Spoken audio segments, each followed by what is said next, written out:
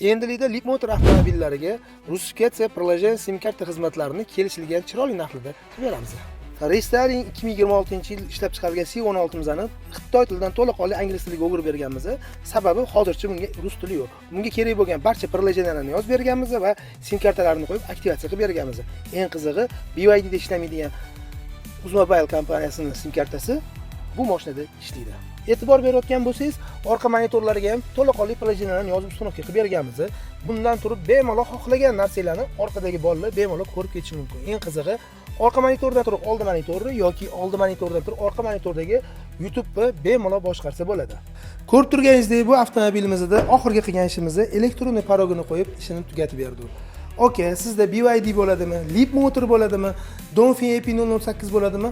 Ustuning Pro'ga murojaat qiling. Mana shunaqa sifatli qilib ishlarni bitirib beramiz. Profilda nomerlarimiz bor. O'tib bemalol telefon qilib ishlarni bitirib ketsanglar bo'ladi. Ustuning Pro har doim xizmatingizga tayyor.